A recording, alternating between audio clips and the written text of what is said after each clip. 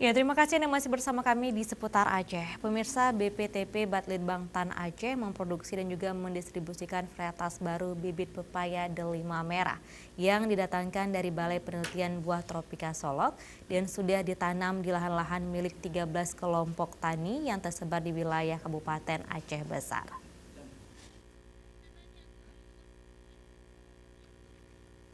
Secara bertahap, varietas bibit pepaya merah delima disalurkan kepada petani yang ingin menanam dan mengembangkan pepaya di Aceh. BPTB Balitbangtan Aceh menyiapkan sebanyak 16.000 bibit pepaya. Jenis pepaya merah delima varietas unggul baru yang didatangkan dari Balai Penelitian Buah Tropika Balitbu Solok.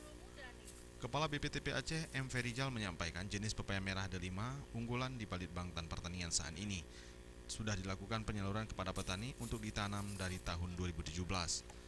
Keunggulan pepaya merah delima tidak kalah dengan jenis varietas yang dijual di pasaran baik dari segi rasa dengan produksi buah yang tinggi dengan rasa cukup manis dengan tampilan buah merah dan sangat cocok dikembangkan secara komersial di Aceh.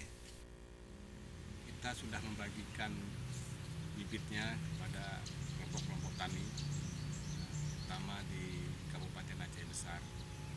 Pepaya merah delima ini adalah merupakan pepaya unggulan dari Badan Litbang Pertanian.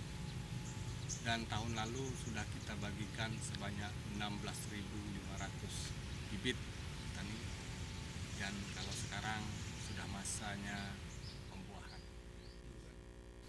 Untuk masa produksi dan berbuah sejak ditanam membutuhkan waktu selama 6 bulan baru menghasilkan buah. Dan petani sangat menyukai pepaya merah delima, mudah dibudidayakan kembali di samping bibitnya bisa diperbanyak kembali. Tim Liputan Aceh TV.